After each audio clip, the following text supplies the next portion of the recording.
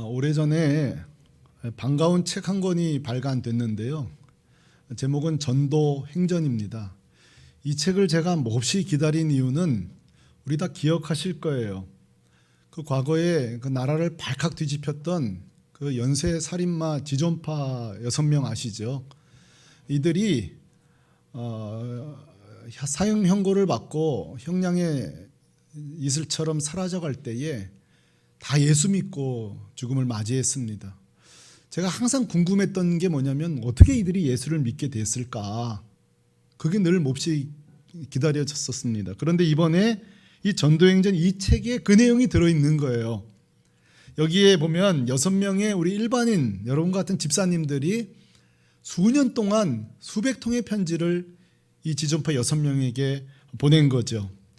이 편지를 쓰기로 결정한 후에 2가지 어려움이 있었다 그래요. 첫째는 주변의 냉소적인 태도입니다. 이게 얼마나 어려운 일이에요. 그러니까 주변 사람들에게 기도 제목을 부탁한 거예요. 이래 해서 이렇게 편지를 쓰려고 한다. 근데 하나같이 뭐라고 하는 거 아니? 어디 전도할 사람이 없어서 지존파한테 편지를 보내냐 이거예요. 아무도 지원해 준 사람, 지지해 준 사람이 없더라는 거예요. 둘째, 죽을 나를 받아놓은 이 절망의 사람들에게 편지를 쓸 때에 첫 편지 첫 문장을 뭐라고 쓸 것인가? 자, 여러분 한번 생각해 보세요. 뭐라고 쓰겠어요? 자, 그런데 이 질문, 뭐라고 첫 문장을 편지를 쓸까? 이 문장, 이 고민이 바로 골로새서를 쓰는 바울의 고민하고 똑같아요. 바울도 오늘 골로새 교회 편지를 보내면서 이게 고민이었어요. 내가 개척한 교회가 아니잖아요. 그리고 만난 적이라도 있으면 그 전에 내가 가지 않았냐? 뭔가 친밀한 공통분모를 가지고 대화할 텐데 그런 적도 없어요. 그런데 편지는 또 보내야 돼요. 과연 첫 문장을 뭐라고 해야 될까? 더군다나 교회 안에는 7가지 필시 해결해야 될 문제가 산적되어 있어요. 이걸 해결해 줘야 돼요. 첫 문장을 무슨 말로 시작할까? 자, 성도 여러분, 여러분 같으면 뭐라고 하시겠어요? 근데 여러분, 바울이 선택한 첫 문장은 이것입니다. 1절 같이 보시죠. 1절 같이 읽어볼까요? 하나님의 뜻으로 말미암아 그리스도 예수의 사도됨 바울은 뭐죠? 바울의 첫 문장은, 바울의 선택은 단순하게 자기를 소개하는 일이었어요. 저는 이것은 참 탁월한 선택이었다고 생각합니다. 여러분, 편지를 보내면서 초면인데 다짜고짜 너희 이런 문제 있다며? 이거 고쳐야 돼? 이거는 너무너무 잘못된 거야? 어떻게 편지 시작부터 이렇게 지적하고 권면을 할 수 있겠어요? 새로운 만남할 때는 이런 자기소개가 2가지 유익해요. 첫째는 친밀함이 회복되잖아요. 그죠? 친밀함이 생기고 또 하나는 안정감이 생기잖아요. 아하, 바울이 이런 사람이었구나. 그럼 편지 한번 읽어볼 만하지 하면서 안정감이 생겨서 관심을 갖게 했을 거예요. 자, 그런데 말입니다. 제가 1절 자기소개를 읽다가 야, 요건 좀 아쉽다. 왜 이렇게 썼을까 하는 부분이 있었어요. 그게 뭐냐면 한번 들어보세요. 지금 골로새 교회 이 편지를 쓰는 목적이 선명하잖아요. 단순히 그냥 안부가 아니잖아요. 이 문제를 해결해야 되잖아요. 그러면 지금 이 골로새 성도들이 이 편지를 받자마자 야, 이거 우리가 중요하게 여겨야 되겠는걸? 그런 권위와 그런 좀 신뢰를 얻기 위해서라면 바울은 사실은 자기가 얼마나 대단한 사람인지, 그렇죠? 자기의 사역 경력, 얼마나 권위가 있는 자인지 소위 자격과 그 권위를 좀 소개하는 게 훨씬 효과적이잖아요. 왜냐하면 바울의 그 경력 중에 하나만 이야기해도 이 골로새 성도들 깜짝 놀랄 게 엄청 많잖아요. 예를 들어 저 같으면 이렇게 할 거예요. 소아시아 교회를 대부분 개척한 나 바울은 어때요? 관심이 좀 가죠? 로마서를 비롯하여서 대부분 서신서를 기록한 나 바울은, 여러분은 지금 눈 깜짝 안 하지만 성도들은 깜짝했을 거예요. 에바브로가 개척자잖아요. 이렇게 쓰는 게 유익해요. 에바브라의 스승인 나 바울은, 자, 이런 내용들은 골로새 성도들을 압도했을 거예요. 이 압도되는 경력, 열매 말이죠. 이런 걸 통해서 골로새 성도들은 야, 모여. 이건 왜 꼭 읽어야 될 서신이로구나 했을 거예요. 그런데 하나도 없어요. 바울의 자기소개는 단 두 문장으로 족해요. 하나님의 뜻으로 사도된 바울, 끝. 두 번째, 예수의 사도 바울, 끝. 이게 전부예요. 바울은 이렇게 말해요. 하나님의 뜻으로 난 사도가 된 사람이다. 난 예수만 증거하는 사도다. 이게 끝이에요. 엄밀히 따지면 이건 자기소개도 아니에요. 자기소개가 아니라 사실은 하나님을 소개하고 있는 거예요. 사실은 자기소개가 아니라 예수 그리스도를 소개하고 있어요. 꼬랑지에 겨우 나 바울은. 실제는 자기소개가 아니에요. 하나님을 소개하고 있고 예수 그리스도를 소개하고 있어요.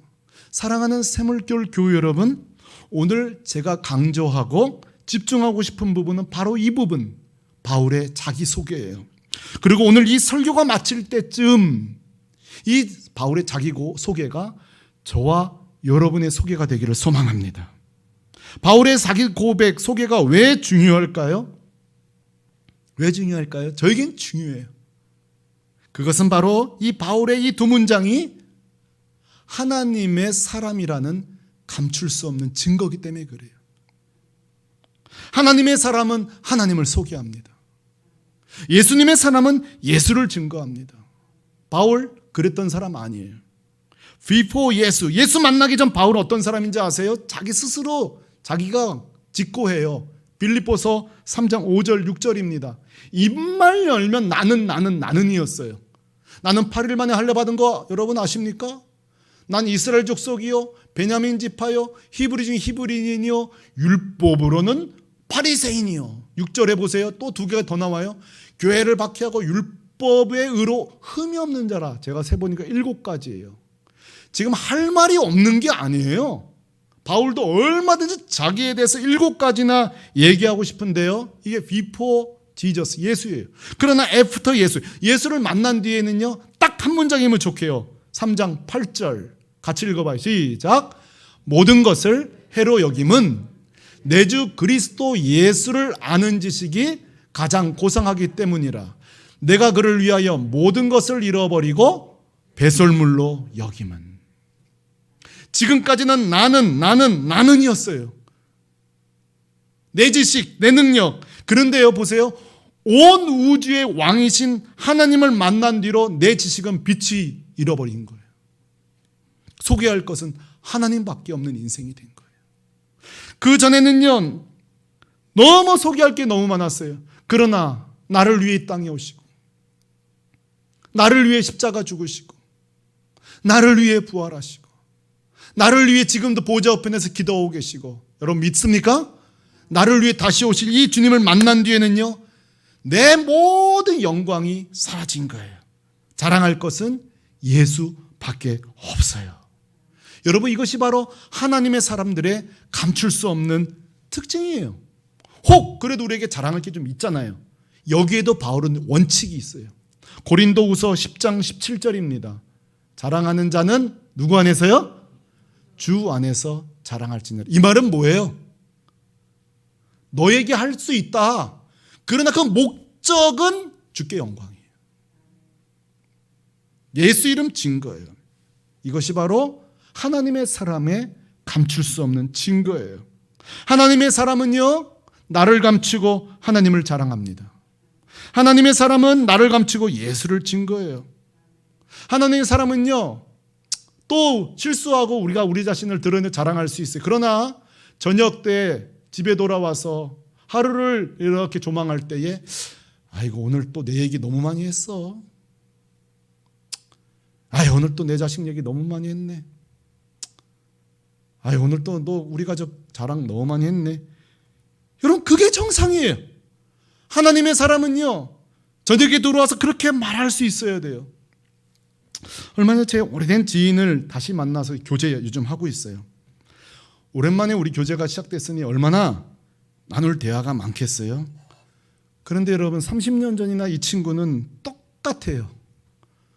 만나면 가족 자랑, 누나 자랑, 형 자랑, 이제는 결혼까지 했으니 아내 자랑, 자식도 좋은 고등학교 갔더군요. 자식 자랑. 뭐가 대단한지 30년 전이나 똑같아요. 근데 요즘 만나면 만나도요 계속 내가 이 얘기를 자기가 안 했다고 생각하나 또 해요. 얘 순서도 외워요. 아내 다음에 아들 나와요. 이제 딱 요거 이제 딸 나온다 그러면 딱 바로 나와요. 우리가 오랜만에 만나서 하는 얘기가 너무 많잖아요. 제가 속으로 상상해봤어요. 이런 제안을 제 지인에게 하고 싶다. 들어보세요. 이런 상상했어요. 너 지금부터 네 얘기, 네 학교 얘기, 아내 얘기, 딸 얘기 빼고 얘기해봐. 속으로, 겉으로 못하고 제 속으로 생각해봤어요. 무슨 말이에요? 네가 가진 능력, 성과 이런 거 빼고 네 존재 자체를 좀 얘기해보라는 거예요. 네 존재 자체를. 나는 오랜만에 만났으니 어제 좀 아내랑 티격태격한 얘기도 좀 듣고 싶고 회사 때려치고 싶은 얘기도 좀 듣고 싶고 그냥 너 존재 얘기를 내가 듣고 싶다. 저는 그거예요. 여러분 이것은 재밌는 상상이 아니라 하나님의 사람은 그럴 수 있어야 돼요.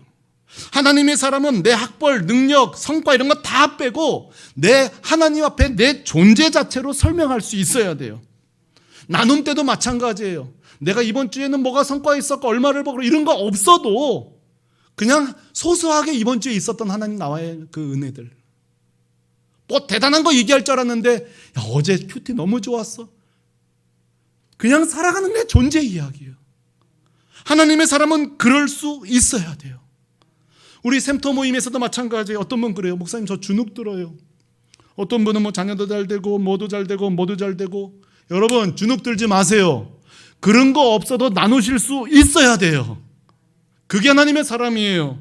아무것도 가진 거 없어도요 하나님 앞에서 이번 주에 나와 함께 하신 하나님 그 내용으로 나누실 수 있어야 돼요. 우리 교회 그런 교회 되기를 소망합니다. 때로는 한 주간 기도응답이 없을 수도 있어요. 여러분 중에 기도응답 뭐 드라마 같은 게 없으면 한 주간 허송세월했다고 생각해요. 여러분 응답이 없고 아무래도 평범한 삶 속에서도요 얼마나 나눌 게 많은데요. 그냥 아내랑 같이 카페 간 얘기도 나눌 수 있고요. 어제 물건 사는데 집에 와서 홈쇼핑으로 비교해보니 2만 원 비싸게 사가지고 속상한 얘기도 할 수 있고요. 우리가 나눌 수 있는 얘기가 얼마나 많은데요. 이 존재의 고백, 자기 고백을 여러 가지로 포장하지 않고 그저 하나님 앞에서 단독자로 말할 수 있고 나눌 수 있는 것, 그게 바로 감출 수 없는 하나님의 증거예요.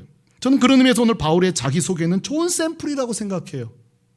바울은 결국 이거예요. 야, 나 오늘 내 계급장 띄고 너에게 나를 소개한다.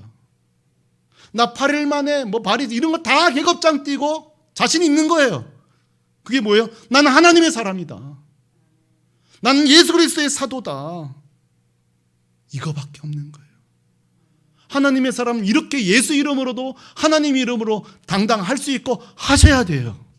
한번 따라 하십시다. 나는 하나님의 사람이다. 나는 예수님의 사람이다. 할렐루야. 꼭 실습을 해봐야 돼요. 앞뒤좌우로 당신은 하나님의 사람입니다. 해보세요. 뒤에 분에게 당신은 예수님의 사람입니다. 한 번 더요. 몰라봐서 죄송합니다.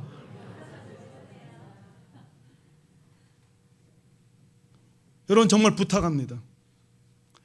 세상에서 그 자랑하는 거 듣기 싫어서 교회 오는 거거든요. 여기 가면 좀 예수 얘기, 좀 우리 사는 얘기 듣고 싶어 오는 건데 교회 안에서도 여러분 이런 얘기를 할 수 없다면 성도는 그럴 거예요. 난 도대체 어느 교회를 또 찾아가야 될까? 아마 그럴 거예요. 오늘 바울이 얼마나 귀한지 몰라요. 여러분 이 고백은 굉장히 중요합니다. 나는 하나님의 사람입니다. 난 예수의 사람. 이게 왜 중요하냐? 이 고백이 있는 자가 겸손할 수 있어요. 겸손할 수 있어요. 둘째, 이 고백이 있는 자가 당당할 수 있어요. 오늘 우리 장로님이 당당하게 살아가자고 그랬어요. 내 원고 보셨나? 그랬어요. 당당할 수 있는 거예요. 여러분 예수님이 당당하신 이유가 뭐예요? 늘 하시는 말씀이 나는 하나님이 보내신 자다. 다윗이 당당한 이유가 뭐예요? 사막 광야 도망쳐 다니는데 당당한 이유가 뭐예요? 여호와는 나의 목자시니 내가 부족함이 없으리로다. 내가 군대가 많고 성이 있고 이런 비존재적인 걸로 얘기한 게 아니에요. 하나님 앞에서 자기를 소개하잖아요. 여호와는 나의 목자시니 내가 부족함이 없으리로라. 두 가지 숙제드립니다. 첫째로 따라합시다. 존재로 대화하자. 예, 꼭 존재로 대화하십시오. 오늘 예배 끝나고 카페 가시고 여기 가실 거예요. 이번 주에 난 할 말이 나눌 게 없는데 왜 없어요? 여러분의 모든 이야기 다 나누십시오. 자랑할 거 없으셔도 돼요. 그런 거 안 하시는 게 좋아요. 그냥 계급장 없이 예수님 이번 주에 나한테 이런 은혜 주셨어. 그렇죠? 그런 소재로 얘기하세요. 두 번째로 한번 따라하시죠. 예수 안에서 자랑하라. 그렇다고 해서 또 뭐 좋은 일이 있었는데 뭐 다 제가 하지 말라는 뜻은 아니에요. 아이들 뭐 또 좋은 일 하지 말라는 뜻은 아니에요. 하되 결론은 모든 영광 주께. 모든 영광 주님이 하셨다. 그거죠. 오늘 바울이 이 간단한 자기소개 속에서도 우리가 하나님의 사람으로서 가져야 될 확실한 증거가 들어있어요. 하나만 더 보려고 하는데요. 하나님의 사람에게는요, 감출 수 없는 또 하나의 증거가 있습니다. 그것은 뭔가 하면은 첫째는 자기소개였죠. 하나님 앞에서 나를 누구로 볼 것이냐. 두 번째는요, 타인 소개입니다. 재밌죠? 이런 표현 별로 없는 것 같은데, 타인을, 다른 사람을 내가 하나님 앞에서 어떻게 보느냐 이거예요. 이게 왜 중요한지 설명을 한 격언을 통해 말씀드려요. 한 격언에 이런 말이 있어요. 한 사람의 인격은 그 사람의 언어와 타인을 향한 태도에 달려있다 그랬어요. 다시 한번요. 그 사람의 인격이 언어만 화려한 게 중요한 게 아니에요. 실제 타인을 향한 이 어린아이들, 약자들, 타인을 향한 태도, 그 사람의 인격이라는 거예요. 자, 그런 의미에서 바울은 참 하나님의 사람이다. 왜요? 1절 하반절 2절과 2절에 타인을 향한 바울의 정의, 소개가 나옵니다. 읽어보실까요? 시작. 바울과 형제 디모데는 형제들 곧 그리스도 안에 신신 형제들에게 편지하노니. 여기서 이제 발신자인 자기를 소개했고, 둘째는 이 편지를 받는 성도들을 소개하고 자기 함께 일하는 디모데를 소개하는데, 사실은 이렇게 얘기할 수 있거든요. 디모데는 사실 바울의 일을 시키는 자였어요. 제자였어요. 그러면 이렇게 표현할 수 있어요. 내 종 디모데는, 내 제자 디모데는, 아니면 내 일꾼 디모데는, 이렇게 말할 수 있어요. 골로새 성도들도 뭔가 바울이 딱 권위로 하나 좀 하대해서 이렇게 말할 수 있거든요. 에바브라 제자가 세운 교회니까 어떻게 보면 바울에게 골로새에 있는 손자교회일 수 있는 거예요. 내 제자가 세운 손자교회 골로새 성도들은 이럴 수 있거든요. 근데 여러분, 디모데나 골로새 성도를 뭐라고 부르는 거 아니? 딱 한 단어예요. 형제예요. 형제. 형제예요. 이 형제라는 단어가요, 아델포스인데, 이 아라는 말이 연합하다는 뜻이고요, 델프휘스라는 말이 자궁이라는 뜻이에요. 자궁. 그러니까 이 아델포스 형제라는 뜻은 뭐냐면 한 태에서 태어난 사람을 말해요. 그러니까 사실 아델포스라는 말은 함부로 쓰면 안 돼요. 같은 형제, 같은 자매에게 쓰는 말인데, 디모데 골로새 성도가 한 자국에서 나왔습니까? 아니잖아요. 근데 바울은 형제라 불러요. 그 이유가 뭘까요? 성도 여러분, 우리도 교회에서 왜 형제 자매 부르죠? 우리 다 성이 다르고 엄마가 다른데 왜 그러죠? 우리는 예수 그리스도의 보혈로 한 피 받아 한 몸 이룬 형제입니다. 아멘이십니까? 우리가 그리스도의 혈연 관계인 거예요. 그 바울은 내 종 디모데 그렇지 않아요. 내 제자가 세운 교회라고 하잖아요. 동등되게 수직적으로 소개하지 않고 내 형제 디모데는, 내 형제 골로새 성도는. 여러분, 오늘날 이 타인을 무시하고 사유화하고 도구화하는 일들이 얼마나 많습니까? 이제는 그런 세상이 지나가고 있어 얼마나 감사한지. 과거에는 보니까 이렇게 직급을 가지고 성적인 어떤 행동들을 해서 무리를 일으킨 사람들이 뭐 군대 안에도 있고 많지 않습니까? 이게 모든 거예요. 뭐게 실수가 아니에요. 이건 타인을 내가 어떻게 바라보냐는 거예요. 사람을 내가 어떻게 바라보고 있느냐. 바울은 디모데를 인품이 좋아서 이렇게 부른 게 아니라 이건 성경적인 관점을 갖고 있는 거예요. 바울이 하나님 앞에서 함부로 대할 수 없는 형제라는 거예요. 내 몸종이 아니라는 거예요. 디모데 어리고 연약해도 나랑 동등된 형제라는 거예요. 사랑하는 성도들, 하나님의 사람은요 타인을 형제로 보는 자입니다. 내가 직급이 높아도, 내가 나이가 많아도, 아니요, 그 사람이 실력이 좋으면 형제고 실력이 나쁘면 에이 그저 그런 사람, 이게 아니에요. 가진 게 많고 학벌이랑 관계없이 기능과 직급으로 오지 말고 그냥 형제로 보는 거예요. 좀 부끄러운 얘기할게요. 제가 한번 어떤 목사님들 모임 갔는데 목사님들끼리 서로 이렇게 대화를 나누더라고요. 뭐라는 거냐? 우리 교회는 뭐 S대학 나온 성도도 많고 뭐 대기업 성도도 많고 막 또 이렇게 뭐 맞장구 쳐주려고 그랬겠죠. 부럽다고 막 얘기해요. 제가 속으로 그랬어요. 그래, S대학 많은 성도가 있는 그것 때문에 교회가 좋은 교회인가? 대기업에 많이 다니는 성도가 있다고 해서 그걸 또 부러워하는 게 맞나? 그게 아니면 내가 너무 이렇게 막 삐딱하게 보는 목사인가? 혼자 또 회개도 하고 좀 이런 유치한 대화 나는 안 했으면 좋겠다. 목사님들 모임 가면. 여러분, 우리 교회에도 얼마든지 가능해요. 어떤 사람은 내가 창립 멤버다. 우리 교회는 안 그래도 감사한데 어떤 사람은 또 신임이다. 신빙 막 이래가지고 신라시대에도 다 사라진 막 성골, 진골 이게 아직도 남아있어요. 교회 안에. 이게 사라진 지가 언젠데. 우리 교회는 안 그래서 감사합니다만 여러분 기억하십시오. 우리 교회 안에 직급 호칭들은 다 기능적인 호칭이에요. 가장 좋은 호칭은 형제입니다. 형제예요. 가장 좋아하는 호칭은 형제여야 합니다. 저는요, 제가 목사지만 저를 형제로 불러하는 걸 저는 더 좋아하는 사람이에요. 이게 우리의 호칭이 돼야 돼요. 예전에 저희 교회 목회자들이 수련회를 떠났는데 담임 목사님 저보고 사회를 보라 그러더라고요. 사회를 보는데 우리가 이제 수련회 왔으니까 좀 으쌰으쌰 하나 되는 심정으로 제가 그 호칭을 다 형제 자매로 바꿨어요. 자, 자매님 나와서 특송하시겠습니다. 목사님 이렇게 형제님 기도하겠습니다. 담임 목사님은 제가 또 권위 눌려서 형제라고 못하겠다고 그래서 담임 목사님 설교하시겠습니다. 이렇게 했어요. 근데 이제 모임 끝나고 기도 맡았던 형제가 저를 찾아온 거예요. 그래서 목사님 뭐 드릴 말씀이 있대. 뭐냐 그랬더니만 왜 자기를 형제라 불렀냐는 거예요.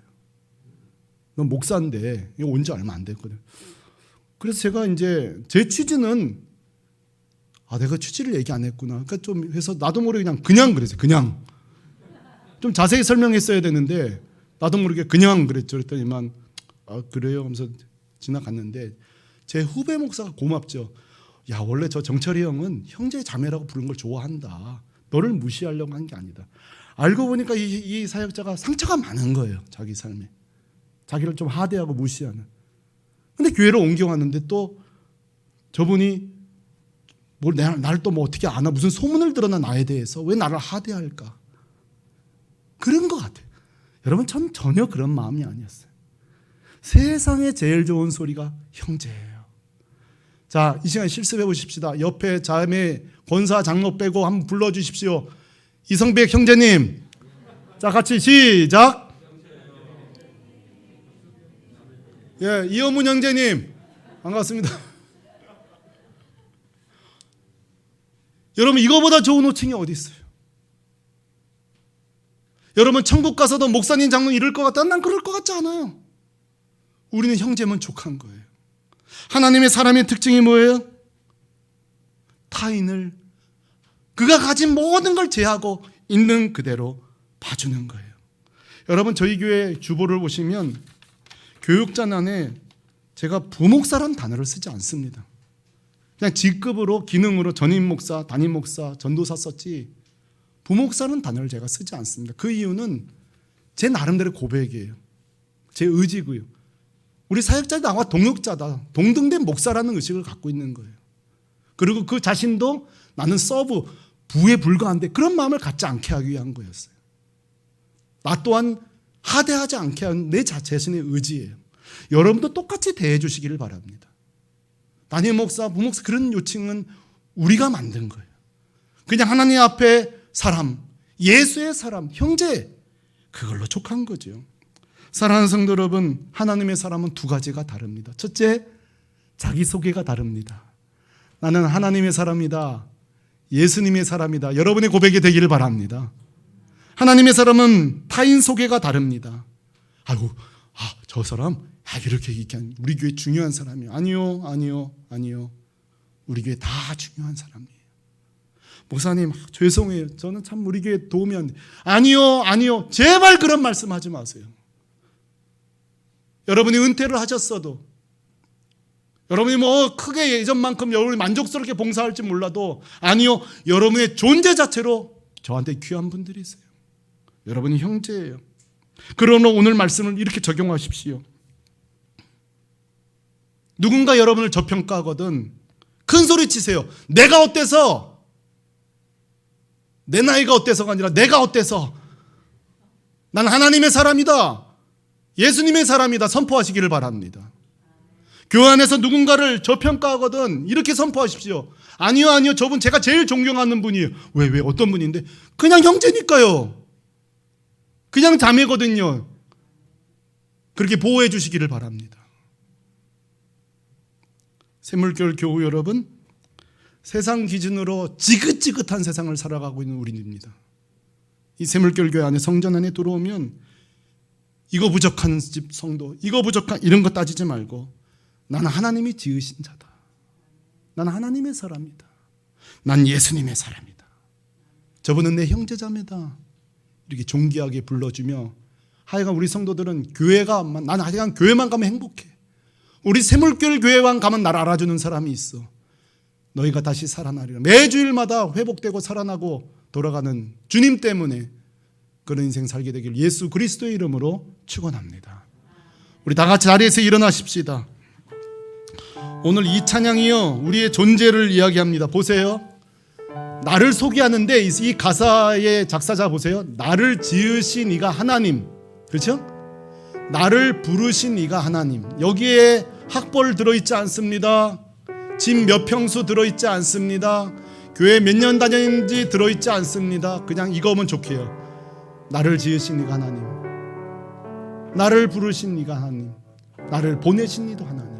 이 찬양 같이 부르면서 당당하게 한 주를 살아갈 수 있는 결단하는, 다시 한번 결단이 찬양 되기를 소망합니다. 찬양합니다. 나를 지으신 이가,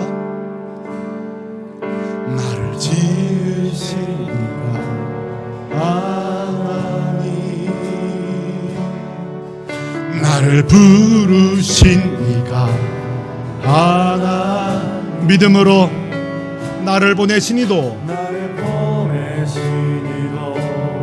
하나님, 나의 나 된 것은 나. 다시 한번 고백하십시다. 믿음으로 고백합시다. 나를 지으신 이가, 지으신 이가 하나님, 나를 부르신 이가,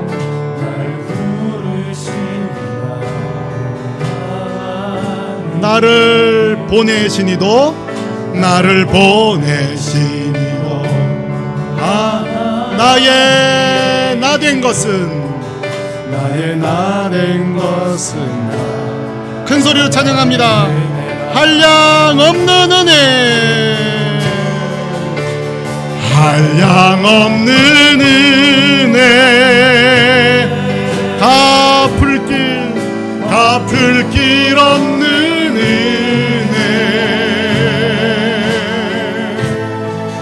내 삶을 애워싸는 하나님의 은혜, 하나님의 은혜. 아멘, 아멘. 나 주저함 없이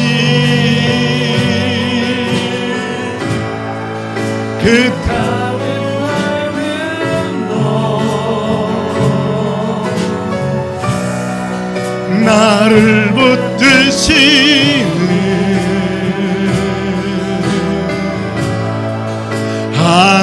하나님의 사랑하는 성도 여러분, 이제 같이 한번 기도할 때에 하나님, 나는 이것도 없고요, 이것도 내놓을 게 없고요, 자녀를 생각 이것도 없고요, 저것도 없고요. 하나님 이렇게 말씀하십니다. 네가 어때서? 넌 내 아들이야. 넌 예수의 사람이야. 그걸로 족하다. 그걸로 당당하게 살거라. 주님 말씀하십니다. 거역하지 마십시오. 이 썩어빠진 세상의 기준에 여러분의 자기소개를 더럽게 만들지 마십시오. 여러분 하나님의 사람입니다. 예수의 사람입니다. 이 시간에 이 고백으로 평생 살게 하여 주옵소서. 기도합니다. 하나님 아버지, 하나님 참